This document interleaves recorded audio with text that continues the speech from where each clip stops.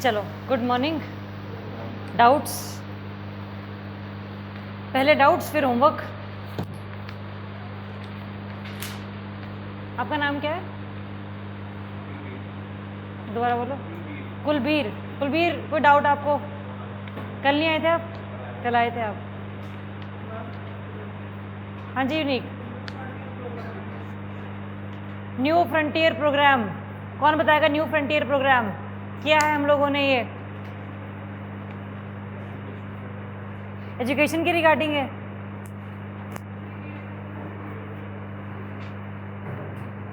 Education के regarding मैंने options दिए थे।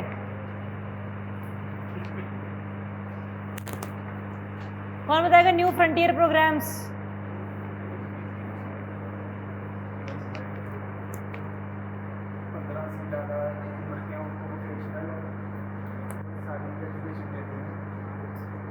वो न्यू इंडिया लिटरेसी प्रोग्राम है, दैट्स NILP। ये 15 से ऊपर जो लोग हैं उनको एजुकेशन देनी है, हु आर इलिटरेट। 11 से लेकर 15 साल की लड़कियों के लिए आपका कन्या शिक्षा प्रवेश उत्सव था, जहाँ पर ड्रॉप आउट गर्ल्स को हम लोगों को दोबारा से स्कूल में लेकर आना था। New and renewable energy, new frontiers. आप रट्टा क्यों मार रहे हो? आप सिंपल याद करो ना चीज़ों को। आप देखो न्यू फ्रंटियर्स कैसे अटैच करोगे इसको, कैसे एसोसिएट करोगे कि हमें नए नए और मकाम हासिल करने हैं। किसने करने हैं? इतनी बिजली नहीं है, बिजली चाहिए तो है अपने को, उसके क्या करना पड़ेगा? We have to go towards the renewable energy. तो न्यू फ्रंटियर्स, फ्रंटियर्स होते हैं आपके नए नए एरियाज, नए नए आपके जगहें, नए नए तरीके, है ना। तो न्यू फ्रंटियर प्रोग्राम क्या है? बेसिकली MNRE के द्वारा चलाया गया एक प्रोग्राम है, जिसमें हम लोग एनर्जी को प्रोड्यूस करने के लिए we would want to switch towards the renewable energies. सही बात है यूनिक? सही बात है। क्या डाउट था इसमें? याद नहीं आ रहा था ये? ITER है आपका इंटरनेशनल थर्मो एनर्जी रिएक्टर, जिसमें हम लोग न्यूक्लियर फ्यूजन या fission, fission. ITER is specially for nuclear fusion reaction. Fission तो अपने पास कितने सारे हैं ही। न्यूक्लियर रिएक्टर्स में न्यूक्लियर फिजन होती है, न्यूक्लियर फ्यूजन भी हम करना चाह रहे हैं, तभी तो प्रोग्राम है आपका सारा का सारा। ये इंडिया में बना नहीं है, इंडिया पार्टिसिपेट कर रहा है, इंडिया फंड प्रोवाइड कर रहा है। इंडिया में रिएक्टर अभी लग नहीं रहा है, इंडिया में फिजन रिएक्टर्स हैं सारे के सारे। लगेगा वो तब की बात है, अदरवाइज अभी कोई प्लान नहीं है, कोई ऐसा कमिटमेंट नहीं सरकार की तरफ से। There is no new such notifications. ITER में आपका न्यूक्लियर फ्यूजन रिएक्शन होगा। Fusion of what? हाइड्रोजन के साथ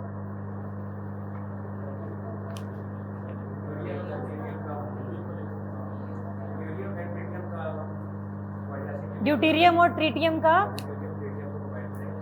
ड्यूटेरियम और ट्रीटियम को हम लोग फ्यूज करेंगे, उसे क्या बनाएंगे? हीलियम बनाएंगे। किस रिएक्शन में एनर्जी चाहिए होती है ज्यादा, फिजन में या फ्यूजन में?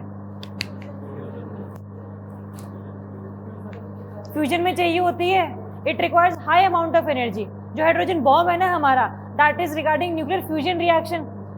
न्यूक्लियर फ्यूजन करने से पहले हमें करना क्या पड़ेगा? न्यूक्लियर फिजन करना पड़ेगा, ताकि उतनी एनर्जी हम लोग, अमाउंट की एनर्जी हम लोग प्रोड्यूस कर सके। उसके बाद न्यूक्लियर फ्यूजन शुरू होता है एक्चुअल में, उसके लिए सूटेबल कंडीशंस हम बना पाते हैं। हम लोगों ने देखा भी था, कोर ऑफ द सन में कितना टेम्परेचर है? 1.5 इंटू 10⁻⁷ डिग्री सेल्सियस। 150 मिलियन या 15 million degree Celsius, 15 million degree Celsius core का टेम्परेचर है सन का। इतना टेम्परेचर होता है तभी सन की कोर में hydrogen is converting into helium. ठीक बात है। तो ये कहाँ बन रहा है हमारा? फ्रांस में, सदर्न फ्रांस में। ठीक है, और बताओ, और कोई डाउट? तो NILP में कंफ्यूज नहीं होंगे, कन्या शिक्षा प्रवेश उत्सव में कंफ्यूज नहीं होंगे, न्यू फ्रंटियर्स प्रोग्राम में कंफ्यूज नहीं होंगे। ठीक है। चलो और बताओ।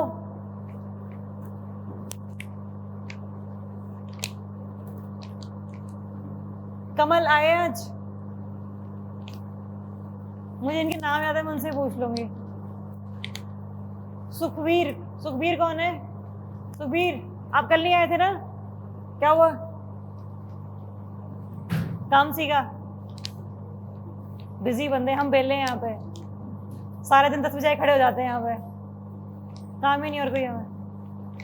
सुखबीर रिवाइज किया आपने कल लेक्चर? कल लेक्चर रिवाइज किया आपने? किया है? नहीं किया?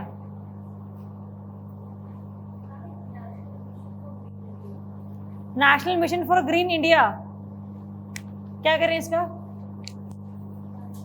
इसके बारे में बता दो। नाम से क्लियर है, MOEFCC ने चलाया होगा। इंडिया में हमारा टारगेट क्या है? We want to increase the green cover by कितना percentage of total land area of India? 33%। अभी है कितना हमारे पास? फॉरेस्ट कवर कितना है हमारे पास? 21.71। और ट्री कवर कितना है हमारे पास? 24.67। दोनों में कंफ्यूज नहीं होंगे। तो हमें करना क्या है? ग्रीन इंडिया मिशन के तहत हम लोगों जितने भी रेलवेज हैं, जितने भी हाईवेज हैं, उनके चारों तरफ नहीं, दोनों तरफ उनके दोनों तरफ हमें लगाने हैं पेड़। ये भी इसी का पार्ट है। ग्रीन कॉरिडोर बेसिकली होते हैं आपके एरियाज। जैसे आप लोगों ने देखा होगा मोहाली वाले एरिया में अगर आप जाओगे तो आपको लगेगा कि ये this is the green belt in Mohali, लिखा हुआ ग्रीन बेल्ट ऑफ मोहाली। तो ग्रीन कॉरिडोर्स वो होते हैं बेसिकली एक ऐसा एरिया पूरा का पूरा जहां पर मैक्सिमम ग्रीनरी पर ध्यान दिया गया है, कम से कम वहां पर इंटरफेरेंस है ह्यूमंस की। ठीक बात है। तो वो बनाने की बात भी चल रही थी from Aravalli to Delhi, but वो प्रोजेक्ट इंप्लीमेंट नहीं हो पाया। होते green belts, green corridors. Green India mission में हम लोग करेंगे हाईवेज और रेलवेज के दोनों तरफ हम लोग पेड़ लगाएंगे, जिससे कि हमारा ग्रीनरी भी बढ़ेगी, ट्री कवर भी बढ़ेगा, टारगेट भी हमारा अचीव हो पाएगा, और जो आगे से लाइट पड़ती हैं रात में चलाते टाइम गाड़ियां, वो भी थोड़ा सा कम हो जाएगी। देखा होगा आप लोगों ने जिन क्या होते हैं वो बीच वाले डिवाइडर्स पर जहाँ पर पेड़ हैं वहां पर गाड़ी आसानी चल जाती है रात में, लेकिन जहाँ पेड़ नहीं होते वहां पर डायरेक्ट लाइट पड़ रही होती है दूसरे व्हीकल्स की, तो एक्सीडेंट होने के चांसेस भी ज्यादा खतरा वहां पर रहता है, तो वो भी ठीक हो जाएगा हमारा। तो this is the comprehensive policy. हमारा टारगेट क्या है इसमें? अराउंड हम लोग 10,500 किलोमीटर का जो हाईवे है वो बनाएंगे ग्रीन इंडिया मिशन के तहत, उनको हम बोलेंगे ग्रीन हाईवे। टारगेट एक बार दोबारा चेक कर लेना आप लोग, मुझे 10,500 किलोमीटर याद है, उसमें कुछ चेंज हुआ, कुछ कम हुआ, कुछ ज्यादा हुआ, एक बार देख लेना आप लोग। ठीक है, चलो और बताओ, होमवर्क करें? क्या दिया था मैंने आप लोगों को? नाम सुनने थे आज वो वाले पैरालंपिक विनर्स के, याद किए सभी ने? Total number of medals in Paralympic games 19, silver 8, gold 5। और क्या दिया था? स्वच्छ सर्वेक्षण अभियान। हाँ, टॉप 50 सिटीज इन पंजाब। है कोई स्वच्छ सर्वेक्षण में? नहीं है, टॉप 50 में ही नहीं है। चंडीगढ़ है। चंडीगढ़ का नाम क्या है? कितना रैंक है उसका? चंडीगढ़ का नाम क्या? 16। ओके,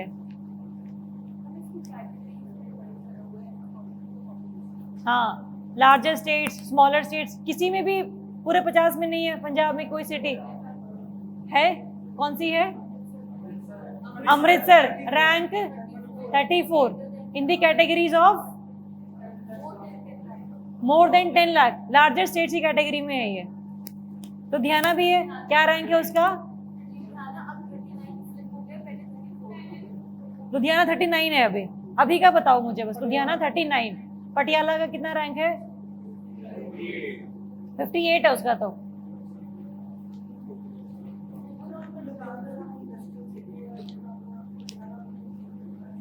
नहीं, मतलब क्लीनलीनेस की हम बात कर रहे हैं ना, इंडस्ट्रीज हो चाहे ना हो, हम पोल्यूशन की बात नहीं कर रहे।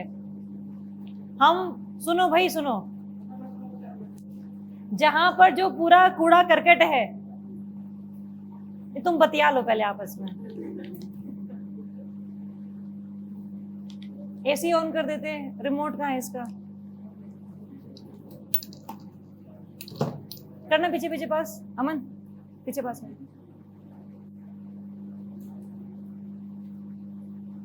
हाँ, हम कह रहे थे कि जो क्लीन सिटीज हैं, जैसे Indore is at the first number, ये बेसिकली है जहां पर जितना आपका वेस्ट है। क्या क्या हो गया तुम्हें? बोलने दो, एक लाइन सेंटेंस कंप्लीट करने दो मुझे। कतई जहर बच्चे भाई। चल जाए एसी, मुझे बता देना 1 मिनट का ब्रेक है तुम्हारे लिए। चल गया? क्या नाम है आपका? मानव, शाबाश। चल गया एसी? विंग्स भी हो गए इसके सेट, फिर तुम इसके ऐसे ऐसे करवाओगे? आराम से, इतने गुस्से में क्यों आए हो आप?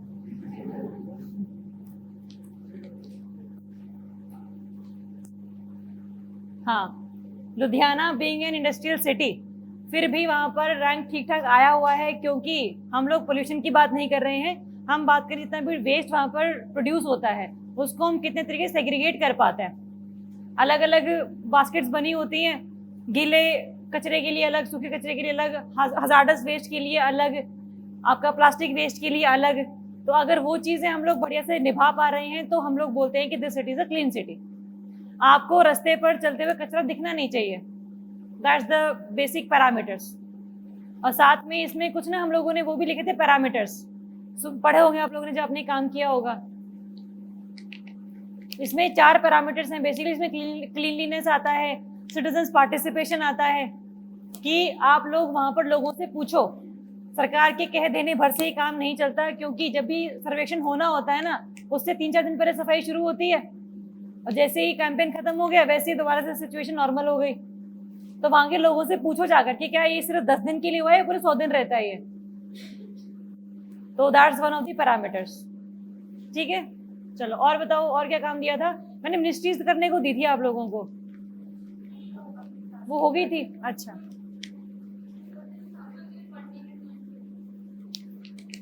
दोबारा बोलो। उभरते सितारे fund comes under the Ministry of finance. जितने नॉर्मली फंड हुआ करते हैं ना, वो सारे मिनिस्ट्री ऑफ फाइनेंस के अंडर आते हैं नॉर्मली, जनरली। बट फिर भी एक्सेप्शन दिखे आपको तो उसको याद कर लेना। और किसी को कोई डाउट है जी? Gases under the Montreal Protocol कितनी है टोटल? 5 कौन कौन सी हैं? CFCs, HCFCs, halons. हेलोन्स क्या होते हैं? हेलोजेंस। कौन कौन से होते हैं halogens? Engineers. Halogen fluorine, chlorine, bromine और आयोडीन। आयोडीन और एस्टरीन भी होता है, मुझे 4 ही पता थे। और चौथा ब्रोमोकार्बन एंड क्लोरोकार्बन, कार्बन टेट्राक्लोराइड और CH3Br, मिथाइल ब्रोमाइड। ऐसे करने आप लोगों ने सही लिखा है, वो ओवरऑल कैटेगरीज हैं, उसके अंदर ही कंपाउंड्स हैं।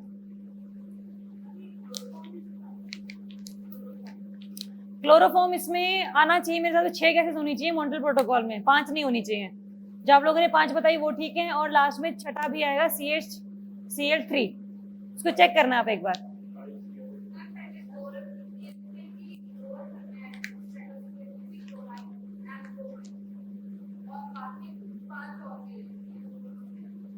ठीक है, नहीं इसको चेक करना एक बार दोबारा से ऑफिशियल साइट से। मॉन्ट्रियल प्रोटोकॉल की अलग से साइट भी है, वहां से चेक करेंगे। चलो, और क्या दिया था? यूनाइट अवेयर, ये तो हमने कर लिया था। पैरालंपिक्स हो गया, आईपीसीसी हमने डिस्कस भी कर लिया था। क्वेश्चन आप लोगों के लिए, does IPCC conduct research on its own? Research खुद नहीं करता है, जितनी भी डेटा ऑलरेडी अवेलेबल होते हैं उनको एनालिसिस करता है और अल्टीमेटली अपनी रिपोर्ट पब्लिश कर देता है। अभी तक आईपीसीसी की कितनी असेसमेंट रिपोर्ट्स आ चुकी हैं? 6 आ रही है। 6 के कई पार्ट्स आ चुके हैं अभी तक। 6 assessment report 1, report 2, report 3, total अभी तक 6 आई है। ठीक है, और नहीं आती रहेंगी, ऐसे नहीं थी कि 6 निकालनी थी, 7वीं भी आ जाएगी। करेंगे क्या अदरवाइज फिर वो। और बताओ, और किसी को कोई डाउट? चलें आगे, करें शुरू नेक्स्ट 25 क्वेश्चन अगस्त के। चलो, क्या हो गया इसे?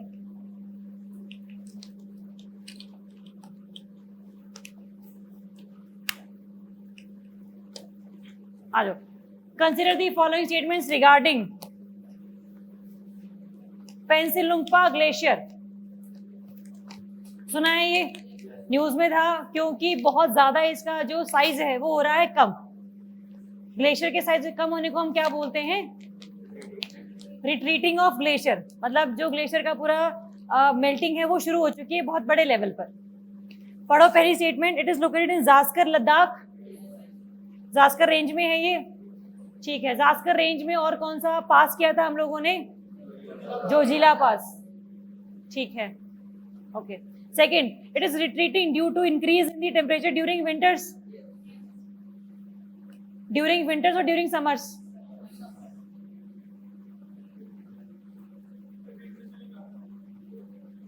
विंटर विच भी रिट्रीट कर क्या होगा? बोथ हो सकता है। अगर टेम्परेचर बढ़ रहा है तो क्या 6 महीने में एकदम से चीजें ऑपोजिट हो जाएंगी? विंटर में भी टेम्परेचर बढ़ा होगा, ग्लोबल वार्मिंग तो पूरे साल ही हो रही है। समर्स में तो वैसे ही टेम्परेचर बहुत हाई रहना है नॉर्मली भी, तो समर्स में तो ग्लेशियर्स मेल्ट करते ही करते हैं, लेकिन फर्क पड़ता है विंटर्स में, कि विंटर्स में एक्चुअली कितना हमारा जो साइज है ग्लेशियर का वो कम हो गया। That's the basic parameter of melting the glaciers. ठीक है, तो आंसर क्या रहेगा इसका आपका? सी, बोथ 1 and 2। हम लोगों ने ट्रांस हिमालयस भी किए थे। ट्रांस हिमालयस में कौन कौन से पर्वत आते थे? काराकोरम आता था, जास्कर, लद्दाख और कैलाश। तुमने कुछ और बोला था हृदय, ऐसे पलटी भाई है। मिडल हिमालयस का पार्ट है वो। काराकोरम, जास्कर, लद्दाख और Kailash range, these are the part of trans Himalayas. बाकी सब आपके हिमालयस के पार्ट है। जितने ट्रांस हिमालयस होंगे आपके, they would be the part of Tethys सी। आपको पता है हल्का सा इंडियन प्लेट और यूरेशियन प्लेट के बीच में टेथिस सी था पहले, तो टेथिस सी के पार्ट है बेसिकली वो जास्कर, लद्दाख, काराकोरम और कैलाश रेंज, जो कि टेथिस सी का जो आपका पूरा का पूरा एरिया है उसके फोल्ड हो जाने से बने हैं। दैट वाज दी उस टाइम पे ओशियानिक प्लेट टाइप्स। जरूरत नहीं इतना जानने की तहसीलदार के लिए, तो खास करके यूपीएससी की तैयारी करोगे तो फिर डिटेल में करवाएंगे। फिलहाल के लिए जान लो कि yes, but they are the part of Tethys sea. ठीक है, चलो next question. State of food security and nutrition in the world report is published by. देखो तीनों में से कौन है, या तीनों हैं या इनमें से कोई दो है? FAO है, IFAD है और यूनिसेफ है। Food security and nutrition.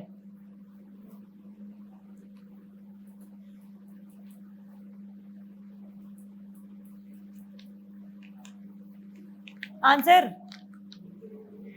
A, 1 and 2 only.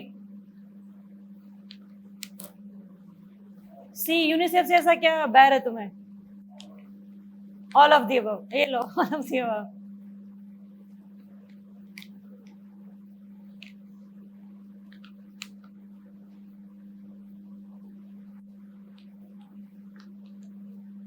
कितने हक में है ऑल ऑफ दी अबव के? तुम इकलौते हो। अच्छा 2, ओके, और 3? 4, 1 and 2,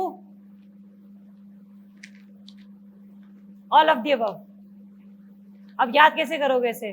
state of food security है, फूड से तो आपको दो इमेजिन हो गए, वो एफएओ आपने लिंक कर लिया, आप लोगों ने आईएफएडी लिंक कर लिया, न्यूट्रिशन भी तो है। Nutrition of what? Nutrition of whom? Children's and lactating and pregnant women। जितने भी इंडिया में है, पूरे वर्ल्ड में न्यूट्रिशन के प्रोग्राम चलाए जाते हैं, those are specially for the nutritious increase in nutritious value for of food for women and children only। Maximum हमारा फोकस उन्हीं के ऊपर होता है। ठीक बात है। तो आप फूड से तो वो ध्यान रख लेना दोनों, और न्यूट्रिशन से आप यूनिसेफ ध्यान रख लेना। तो आंसर इसका all of the above. Question आप लोगों के लिए, ग्लोबल फूड पॉलिसी रिपोर्ट कौन पब्लिश करता है? ये हम लोगों ने की हुई है, ग्लोबल फूड पॉलिसी रिपोर्ट, कि पूरे वर्ल्ड में कितने लोगों ने, कितने कंट्रीज ने अपने यहाँ पर बढ़िया पॉलिसीज बनाई है regarding the food production and food consumption.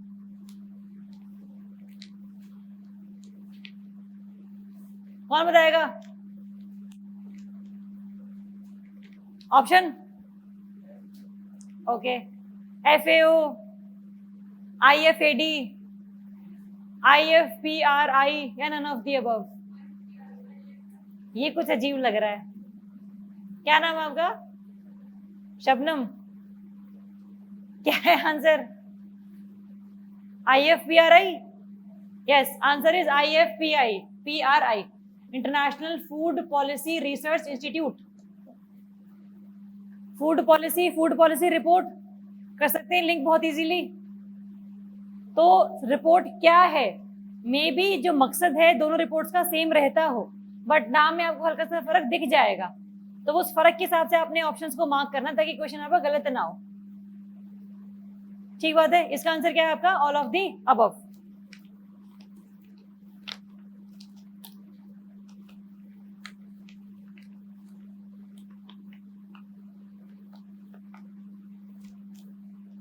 उसमें मैंने 3 दिए, इसमें तो 2 और हैं।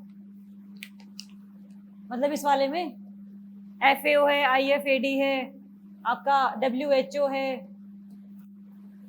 तो अगर आ जाए ऑप्शन में तो ध्यान रखना। लिख लो 2 और कौन कौन से हैं, WHO and World Food Programme of UN, UNWFP, World Food Programme. इन 5 के द्वारा ये जॉइंटली पब्लिश की जाती है रिपोर्ट हर साल।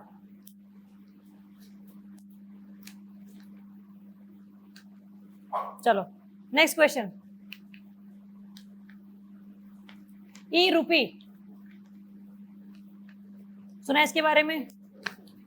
पढ़ो पहला option, it has been developed by NPCI. Second पढ़ो,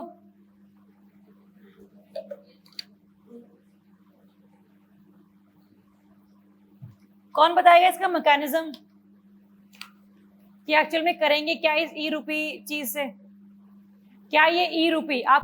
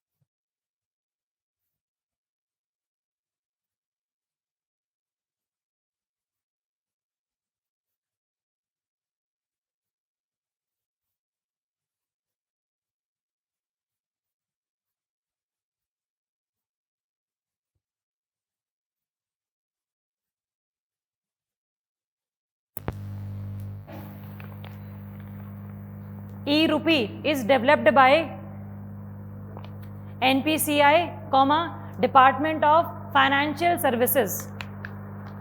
E-Rupee, Department of Financial Services.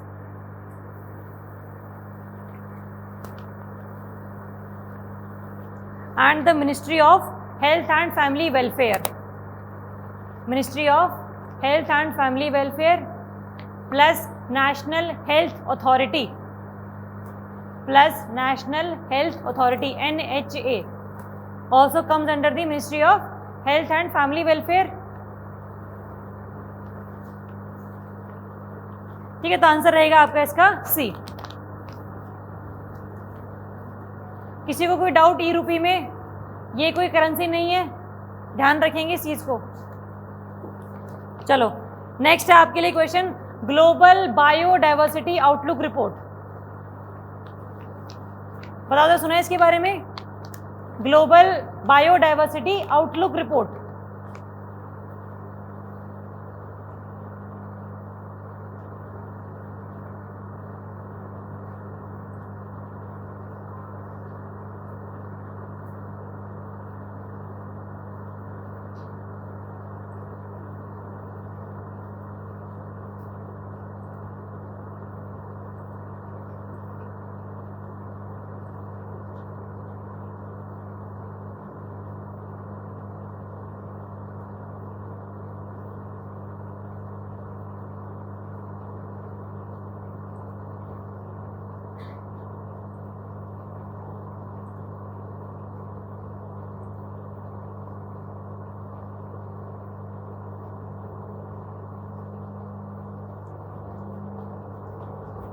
Download की थी ना मैंने।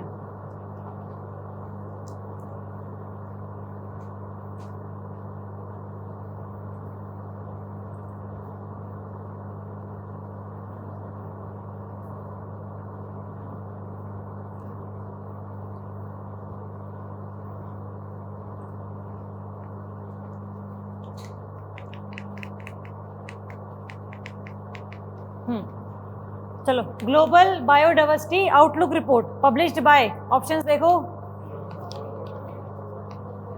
WWF, WEF, UNEP या फिर none of the above.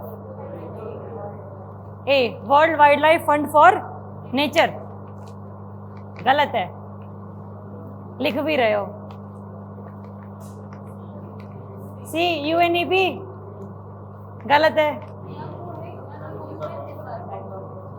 UNEP है बहन वो, UN एनवायरमेंट UNEP सेम चीज है।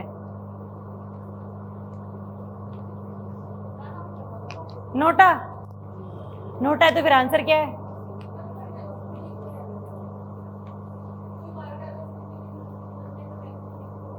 Yes, it is published bye UN, शाबाश, पब्लिश्ड बाय UNCBD।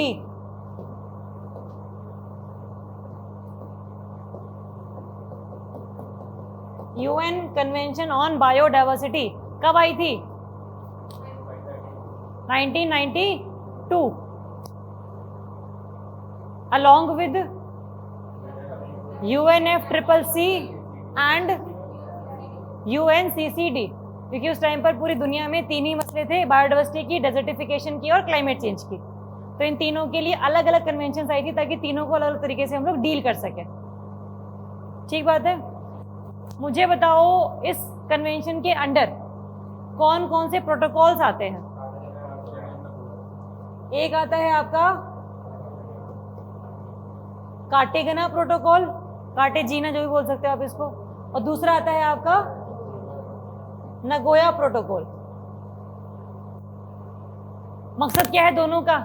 देखो, बायोडाइवर्सिटी अगर आपको बचाना है तो बेसिकली थ्रेट्स हैं क्या बायोडाइवर्सिटी के रिगार्डिंग, पहले तो ये पता होना चाहिए, तभी तो उनको खत्म करोगे थ्रेट्स को। क्या थ्रेट्स है बायोडाइवर्सिटी को? Habitat loss, okay, man animal conflict, okay, और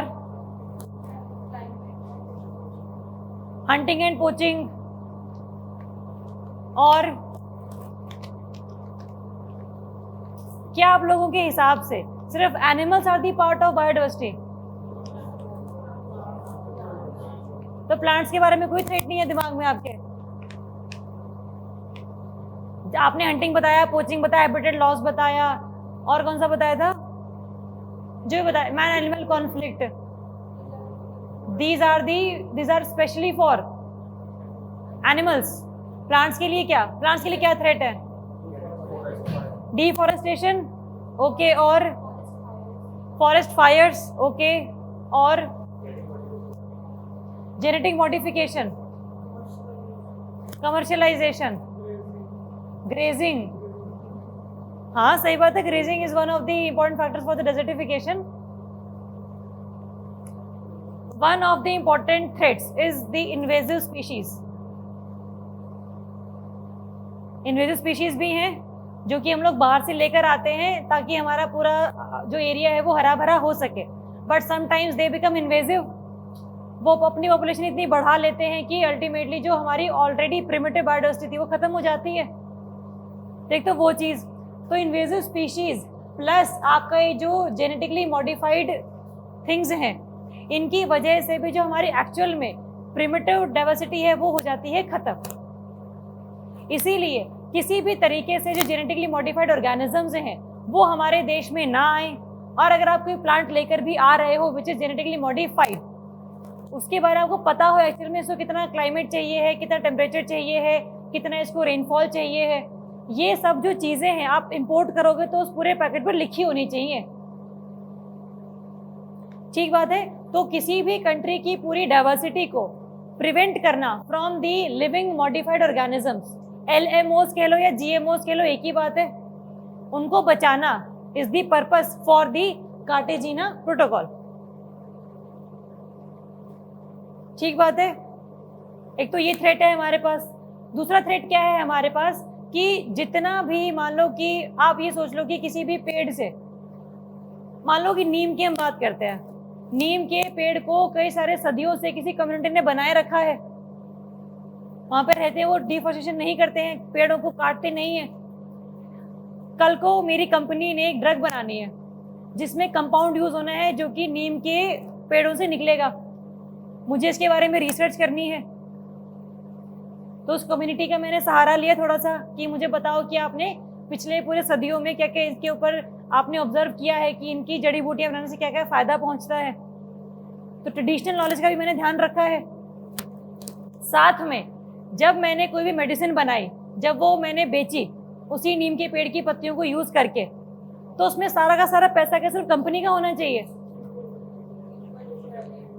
है ना? तो उस कम्युनिटी का भी तो होना चाहिए जिसने उसको पूरे सालों से सजा के रखा हुआ है ना? तो जो नगोया प्रोटोकॉल है वो ये कहता है कि अगर कोई भी किसी तरह का प्रॉफिट होता है, अगर आप किसी भी बायोडाइवर्सिटी का यूज करते हैं, किसी प्लांट्स का यूज करते हैं जिससे वो प्रॉफिट पहुंचता है, उस प्रॉफिट का there should be fair and equitable distribution should be there. There should be fair and equitable distribution among the communities. ये सब किस में आया? आपका नगोया प्रोटोकॉल में। तो नगोया में क्या है बेसिकली आपका ट्रेडिशनल नॉलेज के रिगार्डिंग भी हम लोगों ने बात करी कि लोगों की नॉलेज को हम लोगों ने सराहा कि आपने इतने सालों तक इस सॉइल पर ये प्लांट उगाया है।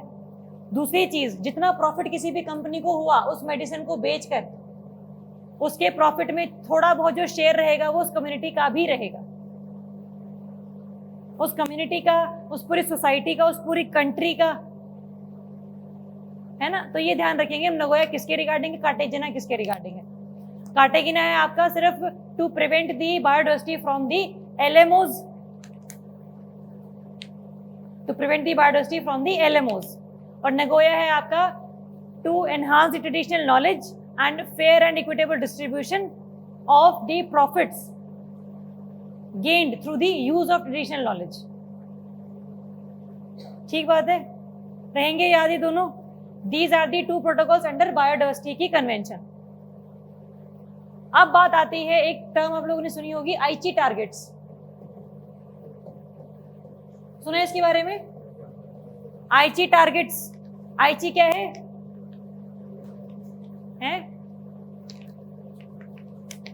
जगह का नाम है? इतना क्या सोच रहे हो?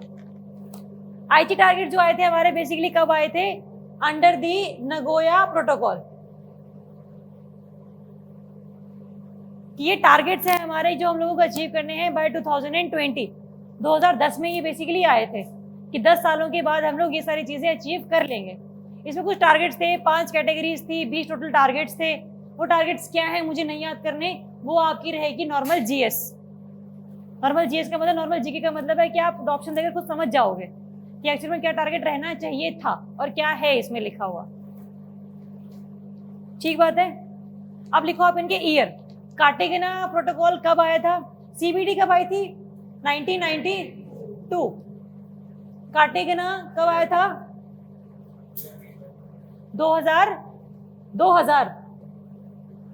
2000 में इसका प्रोटोकॉल हुआ था। It came into force 2003। 2000 में इसकी मीटिंग हुई थी कार्टेगेना जगह पर, और 2003 में ये आया था हमारा इनटू दी फोर्स।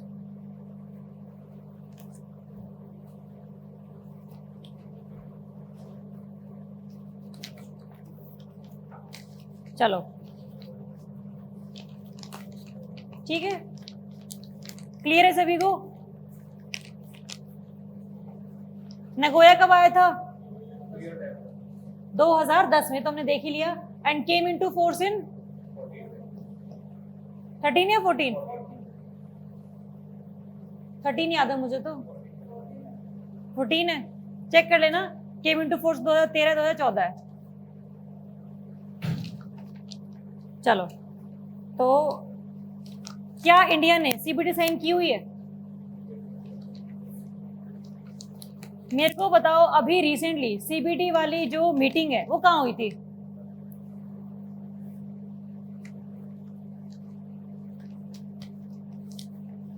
किया हुआ है हम लोगों ने, दिसंबर में हुई थी पूरी की पूरी डिक्लेरेशन। दिसंबर में नहीं, नवंबर वाले एरिया में, नवंबर वाले टाइम में।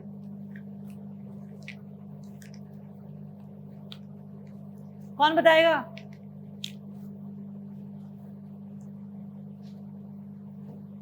क्या किसी ने शब्द सुना है?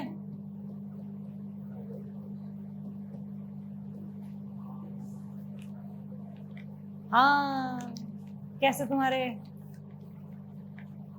कुनमिंग डिक्लेरेशन कब हुई थी ये मीटिंग?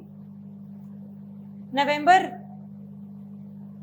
2021। मैंने आपको कराया भी था कि इस मीटिंग के दौरान क्या सबसे इंपॉर्टेंट चीज हुई थी?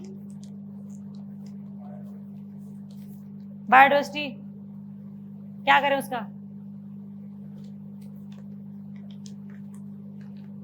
मैंने आपको बताया था कि जब डिक्लेरेशन हुई थी, इसमें तो वैसे तो खास बात हुई नहीं, ऐसे ही ये लोग चले गए, खाना पीना खा के वापस आ गए। लेकिन इसमें ये फोकस किया गया कि जो बायोडाइवर्सिटी हाई सीज में है उसको कौन सी कंट्री रिस्पॉन्सिबिलिटी लेगी। क्या था हम लोगों ने? Biodiversity beyond natural jurisdiction, treaty for high seas. याद आ रहा है कुछ? क्या ये ट्रीटी साइन हो चुकी है? वो तो बनी ही नहीं है। होमवर्क लिखो, रिवीजन फॉर बीबीएनजे ट्रीटी। और बस ये पता करके आना, रिवाइज करना है इसको। And the recent meeting of CBD occurred in conducted in Kunming area. Kunming कहां पर है? Japan, China? जापान, पक्की बात है? या म्यांमार?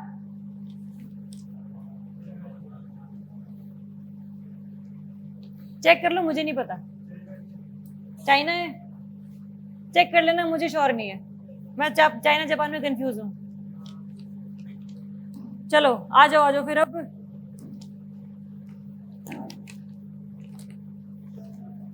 इसका आंसर क्या है? कन्मिंग इज इन चाइना। इसका आंसर क्या है? डी। क्या है इसका आएगा आंसर? UNCBD। चलो नेक्स्ट आ जाओ। इस्तांबुल कन्वेंशन सुना होगा इसके बारे में? फर्स्ट ऑप्शन देखो जरा, Turkey is the latest country to leave this convention. Yes. क्या टर्की से पहले या टर्की के बाद किसी ने इसको लीव किया है कन्वेंशन को, या टर्की पहला ही ऐसा देश है? Yes, Turkey is the only and latest country to leave this Istanbul convention. Second option, the convention sets minimum safeguards for government to meet when tracking violence against women. क्या ये जो convention है वो किसके रिगार्डिंग है? To prevent violence against women. Turkey ने क्यों छोड़ दी ये?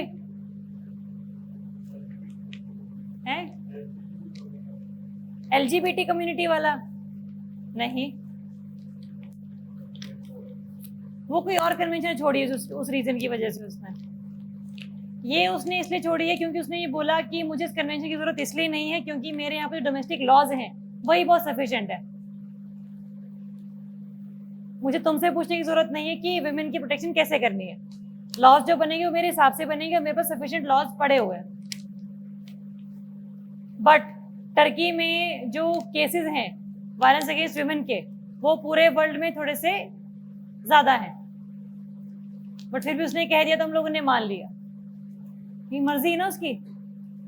Second, third statement, even if a government ratifies the convention these are not legally bound to follow it. Sign कर भी थी तो कोई ऐसी एहसान नहीं कर दिया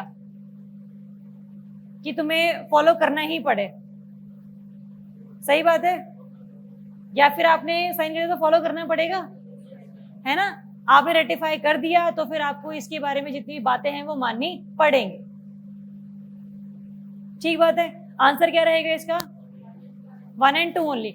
this convention was brought by which organisation?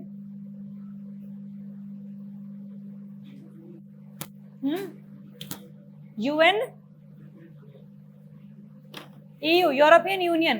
Okay, और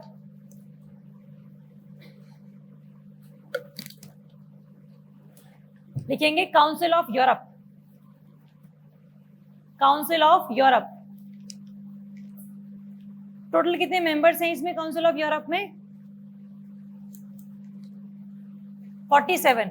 ये दोनों अलग चीजें हैं, European union and council of Europe. European union का अलग से पूरा एवोल्यूशन है. ये पहले वो स्टील एंड आयरन कम्युनिटी था, फिर वो किसी और में कन्वर्ट हुआ, अल्टीमेट 1992 में वो यूरोपियन यूनियन बना. वो एवोल्यूशन अलग है सारा का सारा इसका. ठीक है, चलो नेक्स्ट है. इसमें क्या एक क्वेश्चन है आप लोगों के लिए, क्या इंडिया ने रेटिफाई किया हुआ इस कन्वेंशन को? नहीं. जरूरत है इंडिया को? नहीं. जरूरत है. लड़कियां कह रही हैं हाँ, लड़के कह रहे हैं नहीं. चलो नेक्स्ट आ जाओ. तो आंसर है इसका 1 and 2 only, B option. Leaded petrol. Petrol में लेड हो सकता है, होता ही है नॉर्मली, लेकिन उसे होता क्या है नॉर्मली? पोल्यूशन कॉज होता है ज्यादा. इसीलिए पूरे वर्ल्ड ने डिसाइड किया था कि हम पेट्रोल में लेड का यूज नहीं करेंगे. अदरवाइज लेड का यूज करते क्यों थे? To improve the combustion in the engine. आओ पढ़ो पहली statement. UNEP has declared that the leaded petrol has been eradicated from the world, from all the countries. कोई एक्सपोर्ट नहीं करता, कोई इंपोर्ट नहीं करता, कोई प्रोड्यूस नहीं करता. सही बात है. Second, India band the leaded petrol in 2020. नहीं, इंडिया ने इसको बैन कर दिया था 2000 में. शाबाश. Third, Algeria was the last country to exhaust the supply. सही बात है. तो अल्जीरिया का नाम बहुत इंपॉर्टेंट है, ध्यान रखना है इसको. तो this statement is also correct. First correct है, सेकंड इनकरेक्ट है, थर्ड आप ही करेक्ट है. आंसर क्या रहेगा आपका? B 1 and 3 only. ठीक है, चलो answer is B. Which city has been named as the world's safe city according to Economist Intelligence Unit? Copenhagen, Yangon, Mumbai या फिर Oslo? Copenhagen, Copenhagen, Copenhagen capital of Denmark. कितने सहमत हैं कोपेनहेगन से? मुंबई नहीं, जी सवाल ही नहीं पैदा होता।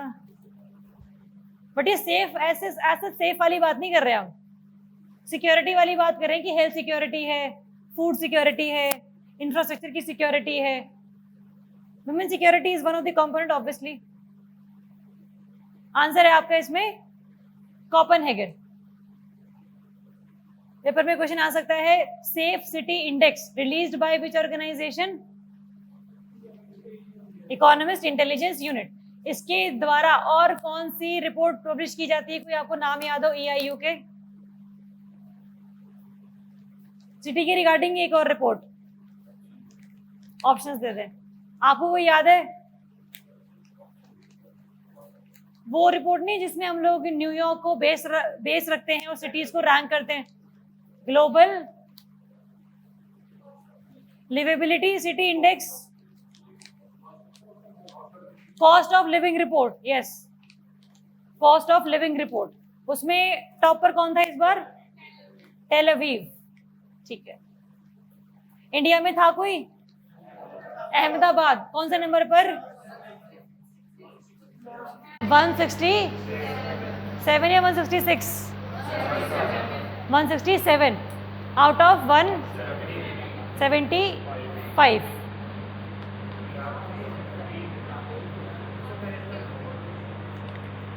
सेवेंथ चीपेस्ट सिटी थी ना वो, तो 173 सिटीज हो गई। Yes 173 cities. ओके, याद रखना सिटी वाले नॉर्मली जो इंडेक्स है वो EIU ही पब्लिश करता है, cost of living plus safest city वाला। क्या इसमें इंडिया को कोई रैंक मिला है? इसमें टोटल कितनी सिटीज हैं हमारी? टोटल 60 सिटीज, 60 है। इंडिया में 2 जगहों को जगह मिली है, एक है आपका न्यू दिल्ली और एक है आपका मुंबई। एक 34, 45। बताओ जरा what is the rank for new Delhi and Mumbai? New Delhi का है आपका 48th रैंक और मुंबई का रैंक है 50th। 50 पूरे half century. New Delhi 48, Mumbai 50। ये रैंक मिले हैं क्योंकि पेपर क्वेश्चन ऐसे भी आ सकता है कि विच 2 cities held the places in the index of world safest cities. ठीक बात है। सबसे अनसेफ सिटी कौन सी है? कौन सी? अफगान सिटी भाई, Ghaziabad.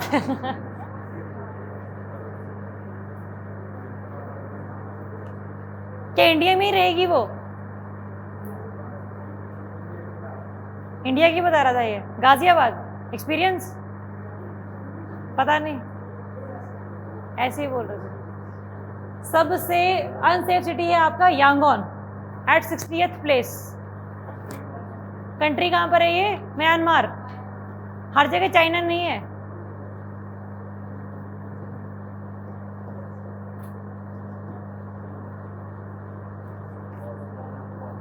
Oslo capital of Norway. आ जाओ next question. National Mission on Edible Oil, ये मैं करवा चुकी हूँ, मुझे बताओगे आप लोग जो चीजें मैंने बताई थी पहले। पढ़ो पहली statement. The special focus would be on North East and Andaman Nicobar islands. शाबाश। Second, the target is to raise the area for the oil palm cultivation to 10 lakh hectares by 2025-2026 और 16.7 बाय 2029 से 30 तक।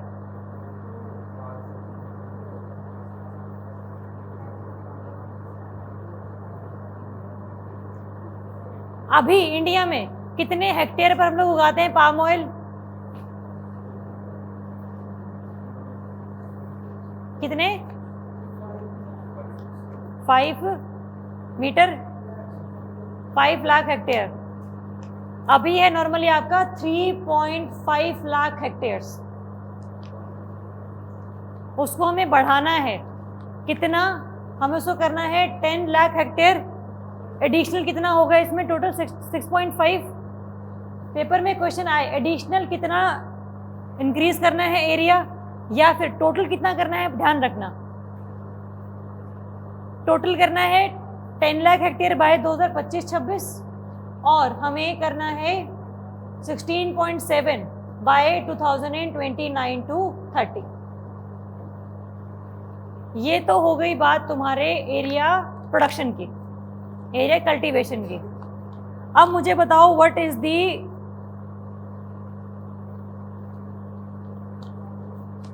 प्रोडक्शन पे हमें कितना इंक्रीज करना है। ये तो एरिया वाइज हो गया ना कि इतना एरिया में बढ़ाना है जिसमें हम कल्टीवेशन कर सकें ऑयल पाम की। प्रोडक्शन कितनी बढ़ानी है हमें? हाँ, हमें कितनी करनी है? 11.2। 11.2 क्या? 11.2 लाख टन। शाबाश, बहुत ही बढ़िया।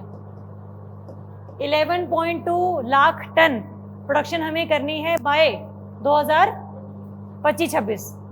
नाइस। और 2029-30 का क्या टारगेट है हमारा? 28 लाख हेक्टेयर्स बाय 2029 से 2030। बढ़िया, बहुत ही बढ़िया।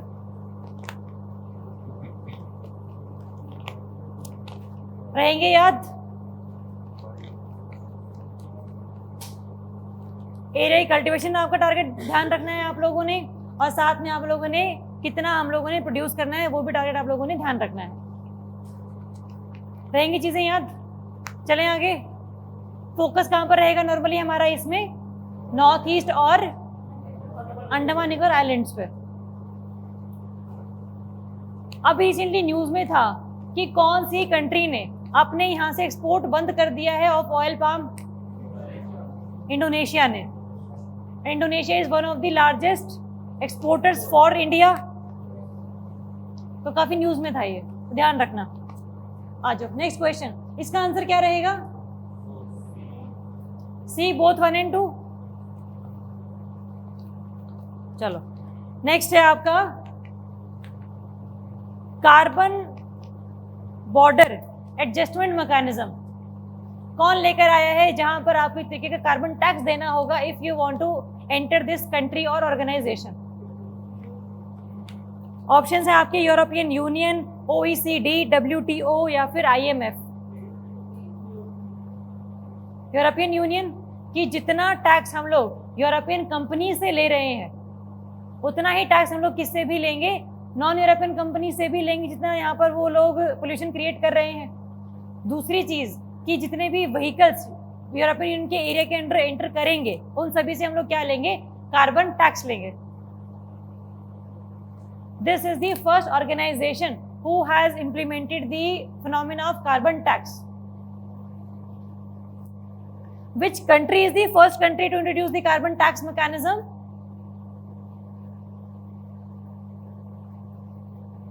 China. China is the first country to introduce the carbon tax mechanism. चलो आंसर क्या रहेगा आपका इसमें? ए, क्या अभी इसने ये चीज इंप्लीमेंट कर दी है या करनी है? करनी है। 2026 से हमें करनी है ये। दिस इज द टारगेट और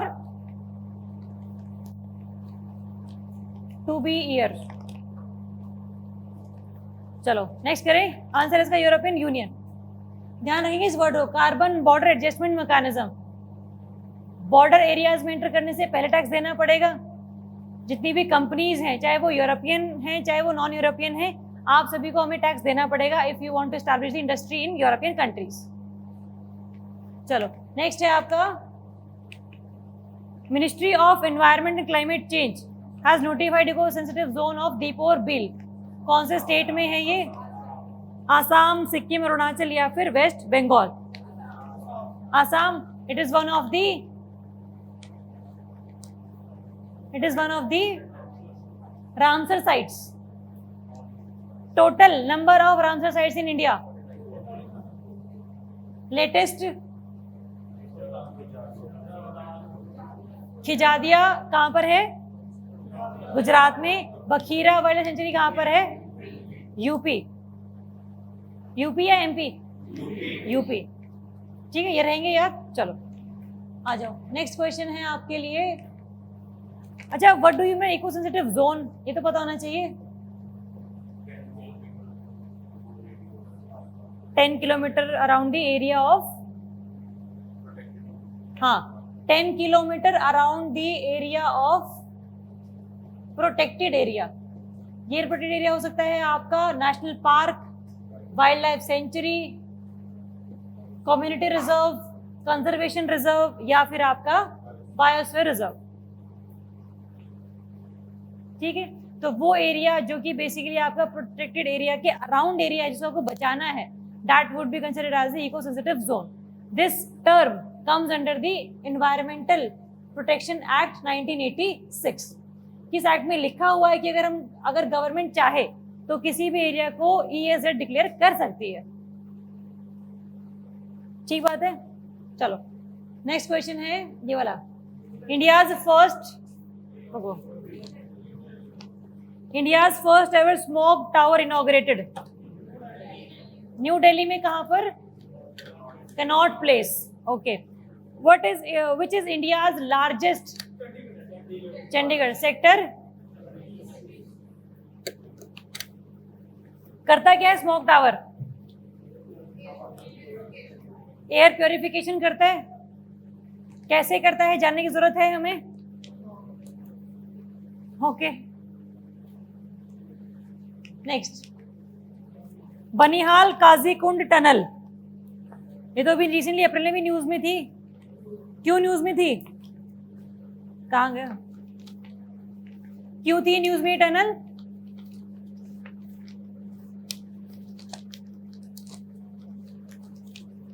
हैं? सुनी इसके बारे में कुछ बातें? नहीं सुनी। इसको अभी रिसेंटली लोगों के लिए खोल दिया गया था।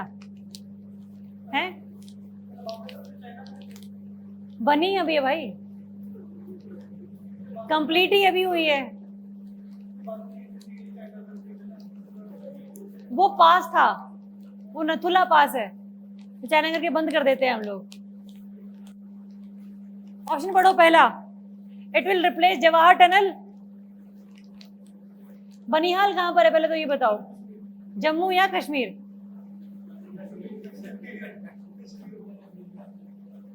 जम्मू या कश्मीर? बनिहाल जम्मू और काजीकुंड कश्मीर। तो जम्मू प्रोविंस को अगर हमें जोड़ना है कश्मीर प्रोविंस से, तो एक टनल थी हमारे पास पहले, that was called Jawahar tunnel. लेकिन उसमें थोड़ी बहुत प्रॉब्लम्स चल रही थी, इसीलिए उसको हम लोगों ने मॉडर्नाइज करने का फैसला लिया था। तो उसको हम लोगों ने रिप्लेस कर दिया है by this tunnel, Banihal Qazigund tunnel. इसकी लेंथ कितनी है ऑप्शन में है क्या? ये नहीं। सेकंड ऑप्शन पढ़ो sir. It will connect Jammu province and Kashmir area. Banihal Jammu, Qazigund Kashmir. It is built across Pir Panjal range of Himalayas. Pir Panjal, yes. Pir Panjal is a part of greater middle और लेसर हिमालयाज। ग्रेटर मिडल और आउटर हिमालयाज? मिडल हिमालयाज। चलो, एक तो पहली बात, इसका लेंथ कितनी है अब? 8.5 किलोमीटर। शाबाश, चेक किया गूगल पे तुमने? शाबाश सुनते ही हंसी निकल गई उसकी। किसको पता है? झूठी शाबाशी है ये। लेंथ लिखो जरा, 8.5 kilometre. Banihal Qazigund tunnel. Yes, it will replace the Jawahar tunnel. Yes, it will connect the Jammu and Kashmir areas. कितने हाइट पर है ये? क्या ये टनल जवाहर टनल से ज्यादा हाइट पर है, लेस हाइट पर है? लेस हाइट पर है, तभी ये जितने भी एवलांचेस होंगी उससे थोड़ी सी बची रहेगी। ठीक है, लिखो 5800 फीट। 5800 फीट का अल्टीट्यूड है इस टनल का। नहीं, ये इसी में है, इसी एरिया में है, ग्रेटर हिमालयाज में नहीं है वो, इसी एरिया में है। बड़ी थोड़ी सी आगे जाकर है और अपर हाइट पर है। इट इज बनिहाल वाली जो टनल है that is under the Jawahar tunnel. चलो नेक्स्ट करेंगे। आंसर क्या रहेगा इसका? डी। तीनों सही थे। युक्त धारा जियो स्पेशल पोर्टल सुना है इसके बारे में? सुना है तो बताओ जरा पहला स्टेटमेंट। इसरो और एमओआरडी। एमओआरडी आपका मिनिस्ट्री ऑफ रूरल डेवलपमेंट। तुमने क्या बोली? रिसर्च। हम चाहते हैं कि रिसर्च के नाम पर एक मिनिस्ट्री हो हमारे पास, बट है नहीं unfortunately. MORD is Ministry of Rural Development. क्या ये सही बात है क्या ये पोर्टल? देखो जितने भी, जैसे मनरेगा है, मनरेगा में लोग रोड्स बनाते हैं, स्कूल्स बनाते हैं, कंस्ट्रक्शन एक्टिविटी करते हैं नॉर्मली। वो जितने भी एसेट्स आप लोगों ने बनाए हैं अंडर मनरेगा, under any programme of government, उन सभी का लैटिट्यूड कितना है, लॉन्गिट्यूड कितना है, उनकी लोकेशन क्या है, उनकी फोटोज आपने कैसा बनाया है, उसे एक साल पहले कैसा था, एक साल बाद कैसा दिखता है ये, तो वो सब जो इंफॉर्मेशन है वो हमारी कहाँ रहेगी? इस पोर्टल पर। ठीक बात है। तो ये इसरो ने भी बनाया क्योंकि इसरो की टेक्नोलॉजी लगेगी ना सारी की सारी सैटेलाइट वाली, जगह का latitude, longitude, location, photos, videos, वो सब कुछ यहाँ पर अपलोड करेंगे। तो इसरो भी रिस्पॉन्सिबल है। और MNREGA is basically in which areas? Rural areas. तो Ministry of Rural Development. Second option पढ़ो जरा। This portal will serve as the repository of assets, geotags created under MNREGA only. सिर्फ मनरेगा नहीं है, और भी बहुत सारे कंपोनेंट्स हैं सरकार के जो चलाती है सरकार। तो आंसर क्या रहेगा आपका इसमें? 1 ओनली। चलो नेक्स्ट है आपका संवाद इनिशिएटिव। सुना है इसके बारे में? क्या है ये? है मेंटल हेल्थ से रिलेटेड है। अच्छा, आप लोगों ने संदेश सुना है?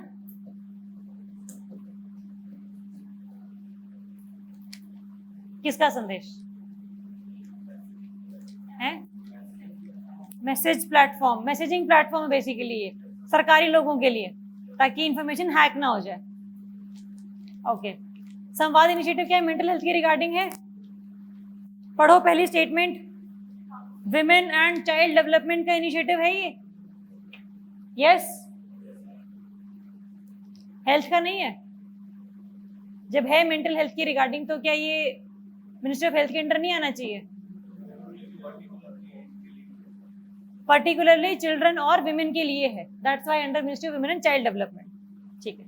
सेकंड पढ़ो statement. NIMHANS is the collaborative agency for this initiative. Yes,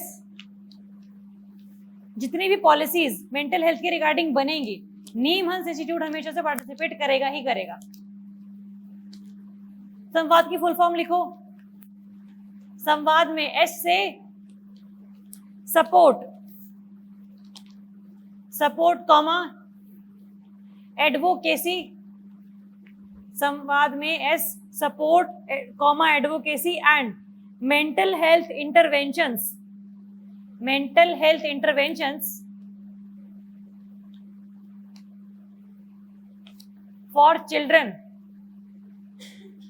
mental health interventions for children in vulnerable circumstances and distress. Vulnerable circumstances and distress. Support, advocacy and mental health interventions for children in vulnerable circumstances and distress. Centres भी बनेंगे इसमें, toll free number भी है इसके लिए, दोनों के लिए। बिल्कुल बिल्कुल। संवाद छोटा वर्ड है, फुल फॉर्म काफी ज्यादा इसकी खतरनाक है। तो क्वेश्चन पेपर में क्वेश्चन कैसे आएगा? संवाद में डी स्टैंड्स फॉर या फिर एस स्टैंड्स फॉर। ठीक है, याद रखेंगे इसको ऐसा। चलो, और नीमंस का हेडक्वार्टर भी याद रखना, कहां पर है? बेंगलुरु। आ जाओ, नेक्स्ट है नेशनल ऑटोमोबाइल स्क्रैपेज पॉलिसी। पहला, all private vehicles to undergo fitness test as soon as they of 20 years। Both incorrect, both correct. Second, commercial vehicles के लिए क्या है एज? 15 years। उल्टा नहीं होना चाहिए, कमर्शियल ज्यादा नहीं होनी चाहिए।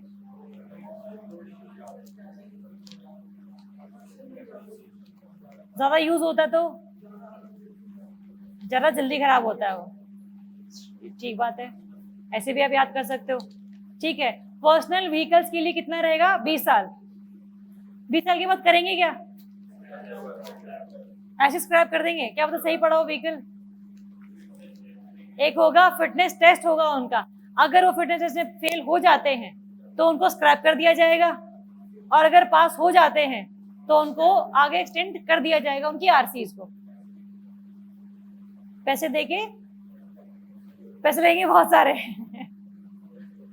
ध्यान रखना, नेशनल व्हीकल स्क्रैपेज पॉलिसी में पहले सिर्फ लोगों का टेस्ट होता था, एग्जाम्स होते हैं, अब व्हीकल्स का भी हो रहा है, तो ध्यान रखना। चलो, कौन सी मिनिस्ट्री रिस्पॉन्सिबल रहेगी इसके लिए?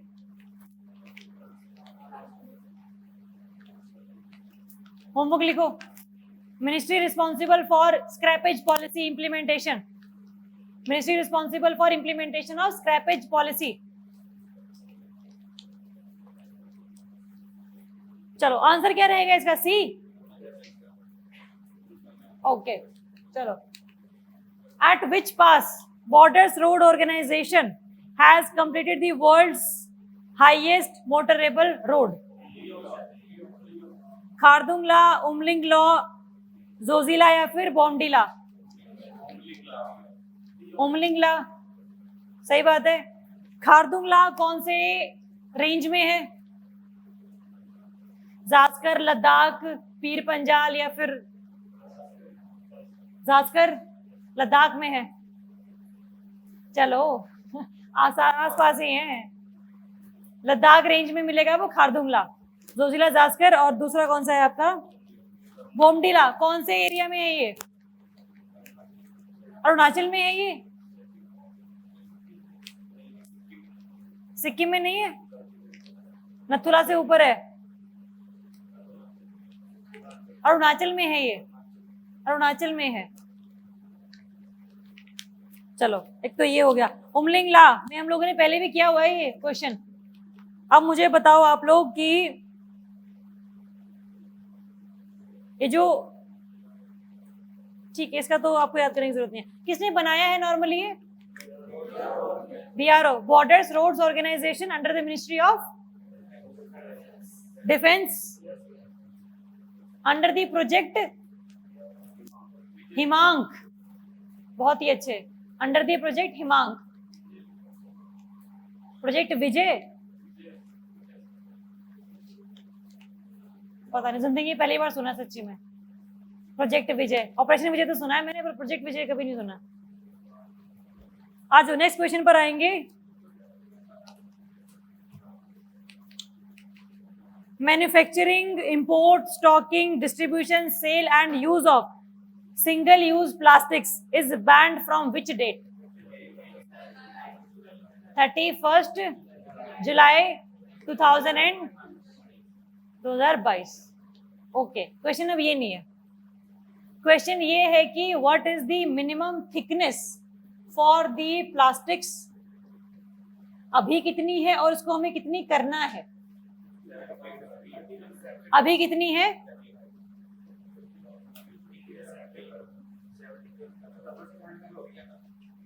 50 से 75 हो गई है, 70 होगी, सितंबर में 75 होगी। ये क्या है आपका? 50 माइक्रोन। देखो, जितना ज्यादा किसी भी प्लास्टिक की थिकनेस कम होती है ना, उतना ही ज्यादा वो जो भी आपकी ये एनिमल्स वगैरह हैं उनकी बॉडी में चला जाता है। इसीलिए thickness should be very very थोड़ी सी ज्यादा। और साथ में उसको रिसाइकल करने के लिए भी वो चीज थोड़ी सी हेल्पफुल हो जाती है। तो recyclability increases with the thickness of the plastics. पहली बात ये। अब हमें करना क्या है इसको, अभी हमारे पास है 50 माइक्रोन, इसको हमें करना सितंबर में 70 2000 करना था आगे सितंबर वाला, ये वाला इसमें हम करेंगे। आई थिंक यही होना चाहिए क्योंकि रूल्स ही अभी आए हैं। चेक कर लेना फिर भी एक बार इसको।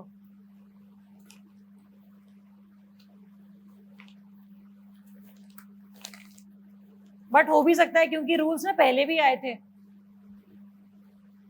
उसमें कंफ्यूजन है। किसी मुझे बताना, कल मैं बताऊंगी कि सितंबर 1 जुलाई से था।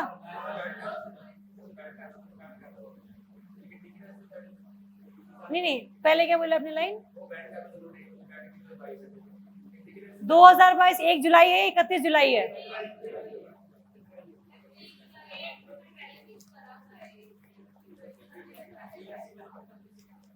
होमवर्क लिखो, 31 जुलाई है। कंफर्म करके आना। मैं श्योर हूं, देख कर आना एक बार है। चलो आंसर है आपका 31 जुलाई 2022। इसमें कंफ्यूजन है आप लोगों को, मार्क कर लो। क्वेश्चन नंबर कितना है ये? 42। देख लेंगे इसको, जितना मुझे पता है उसके हिसाब से ये 31 जुलाई ही होना चाहिए, लेकिन अगर 1 जुलाई है तो भी देख लेंगे। अच्छा ठीक है, ओके, मैं देख लूंगी अपने आप, मुझे विश्वास नहीं किसी पे। 31 का टाइम दिया हुआ था हैं, मैं चेक कर लूंगी, मैं मना नहीं कर रही, मैं अपने आप को सुपीरियर प्रूव नहीं कर रही। मुझे पता है गलत हो सकता है, मैं चेक कर लूंगी। मैं तुम्हारे बात पर विश्वास नहीं कर रही मैं, क्योंकि पहले भी तुम चीजें गलत बता चुके हो मुझे। हाँ, अगस्त के हिसाब से ठीक है। चलो इसको हम देख लेंगे। नेक्स्ट क्वेश्चन करो फिर। अब पीएम दक्ष योजना कहाँ है?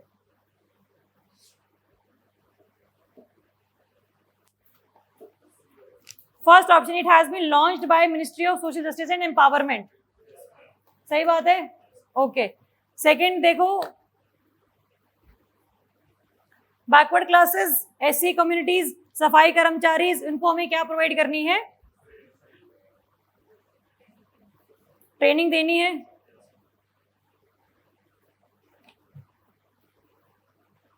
फर्स्ट जुलाई है आंसर, इज 1 जुलाई। 1 जुलाई 2022 से हमें खत्म करने थे सिंगल यूज प्लास्टिक्स, उसको ठीक कर लेना। यहां पर भी मैं ठीक कर देती हूँ, दिस इज 1 जुलाई। ठीक है, विश्वास है मुझे अब तुम पर भी और मुझ पर भी। हाँ, ये देखो इसका आंसर क्या है? दोनों सही है। Under the Ministry of social justice and empowerment, short term skilling है, ठीक बात है। चलो नेक्स्ट आओ क्वेश्चंस। भूत जोलोकिया, ऑप्शन है इसके, belongs to which state? Arunachal, Nagaland, Andhra या फिर हिमाचल प्रदेश? हिमाचल, नागालैंड। न्यूज में क्यों था ये? जीआई टैग बहुत पहले मिल गया था।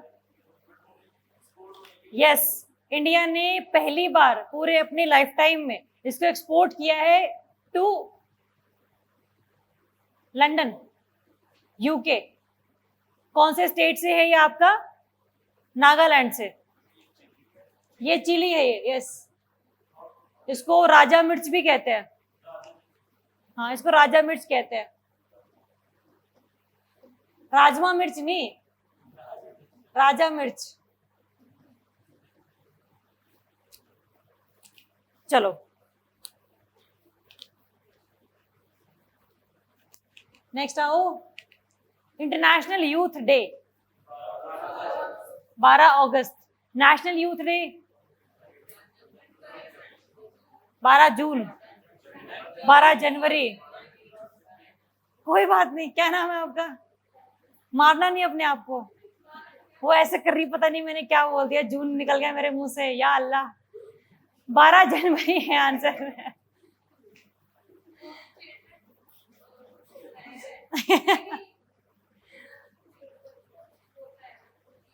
हाँ, क्या होता है उस दिन?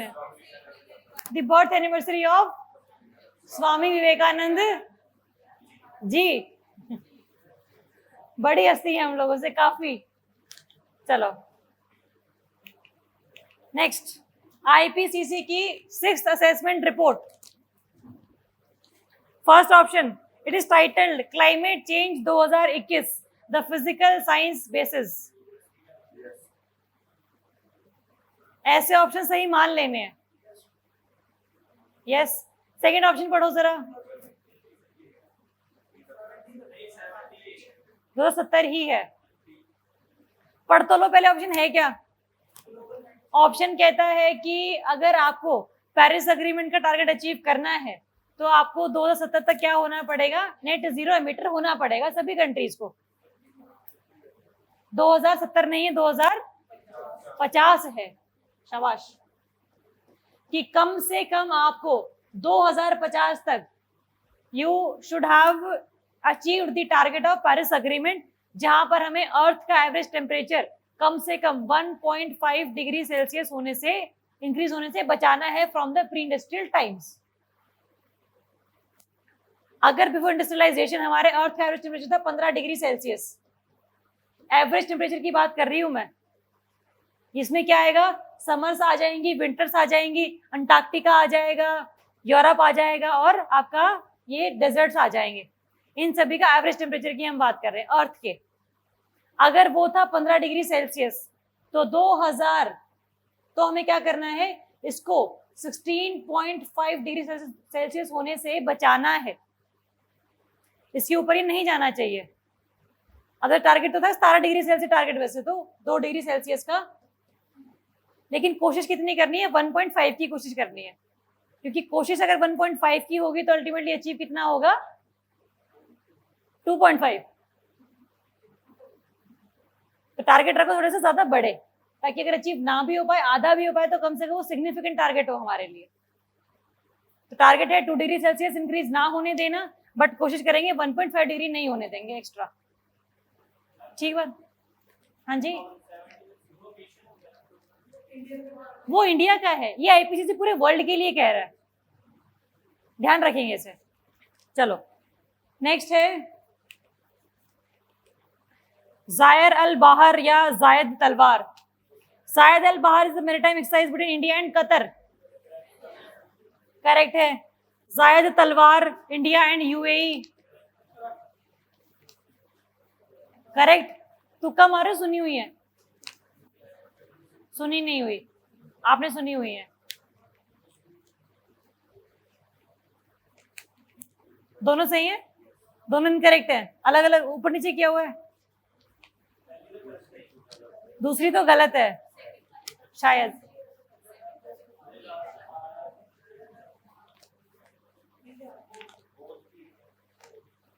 दोनों सही है भाई, दोनों सही है। जायर अल बाहर आपका इंडिया और कतर के बीच में एक्सरसाइज है, और जायद तलवार जो है इंडिया और यूएई के बीच में। दोनों की दोनों कौन सी एक्सरसाइज है?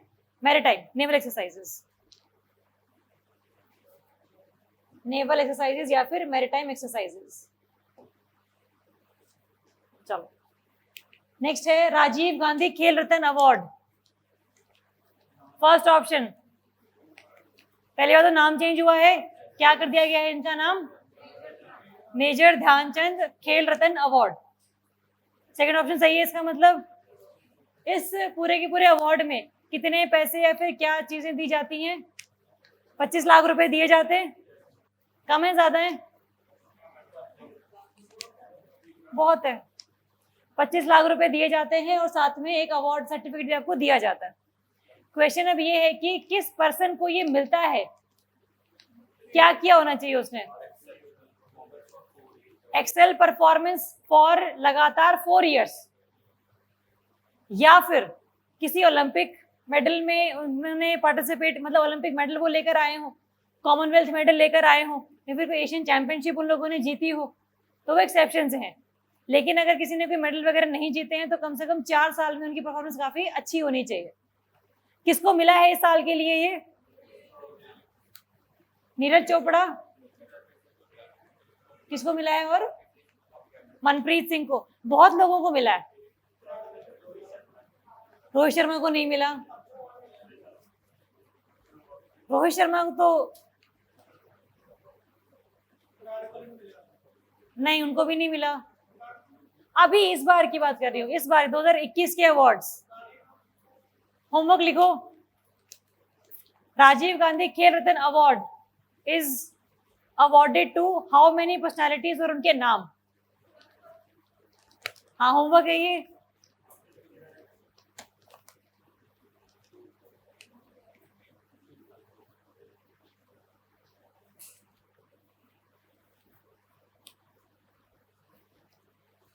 कब शुरू हुआ था ये अवार्ड?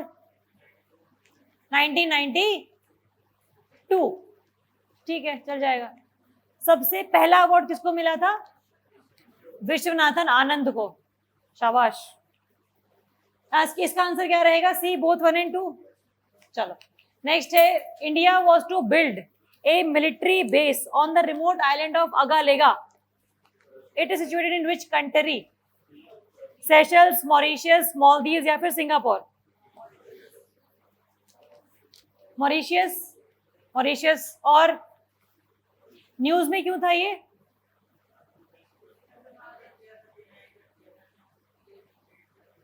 हाँ, मॉरिशस ने मना कर दिया था साफ शब्दों में कि ये जो अफवाहें फैली हुई पर पूरे मार्केट में कि India is building a military base, वो सारी अफवाहें ही हैं, हम नहीं बनाने दे रहे उन्हें, सिर्फ मार्केट में चर्चा है बस ये। दूसरी चीज, मॉरिशस में है आपका अगालेगा आइलैंड्स, और सेशल्स में एक और आइलैंड जिसके ऊपर इंडिया ने मिलिट्री बेस बनाना है, that's the assumption island. Yes, ये दो इंपॉर्टेंट है हमारे लिए, अजम्पशन आइलैंड एंड अगालेगा आइलैंड। अगालेगा है आपका मॉरिशस में, अजम्पशन है आपका सेशल्स में। Double S double S. ठीक है, चलो नेक्स्ट है question. Sago group, a new advisory group that will develop a global framework for studying the pathogens with pandemic potentials is set up by। कि पहले ही पता हो कि किस तरीके से हम काम करेंगे, what are the basically standards, कि किसी भी पैथोजन को हमें जो स्टडी करना है, चाहे वो बैक्टीरिया है चाहे वो वायरस है, उसका हमें किस तरीके से चीजें पता करनी है और उसको पेंडेमिक में कन्वर्ट होने से कैसे बचाना है।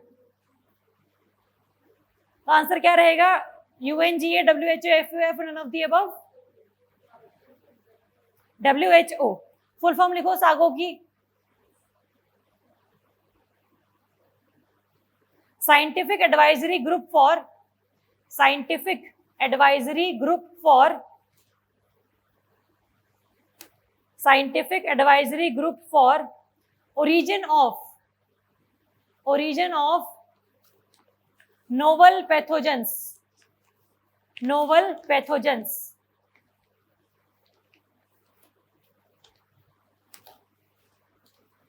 किसने पब्लिश किया है इसको, किसने बनाया है? WHO ने। क्यों बनाया पता लग गया सभी को? क्या करेंगे इसके तहत? Scientific inquiry of the pathogens. क्या उनका पूरा का पूरा फीचर्स हैं उनके, किस तरीके से वो ह्यूमन बॉडी में जाकर अटैक करते हैं, कैसे वो इंसान को बीमार करते हैं, उनका पूरा RNA DNA जो भी वो सब स्टडी कर लेंगे हम लोग। उसके प्रॉपर फ्रेमवर्क कैसा रहेगा वो सागो बताएगा। ठीक है, चलो यहाँ पर खत्म होता है हमारा अगस्त मंथ। अगस्त, सितंबर, अक्टूबर, नवंबर, दिसंबर, जनवरी, फरवरी, मार्च, अप्रैल, रह गए हमारे 3 मंथ्स। अगले 6 दिन में वो भी कवर कर देंगे। किसी को कोई डाउट है इस क्लास में? होमवर्क सभी को पता है? ठीक है, चलो कल मिलेंगे हम विद जुलाई 2021।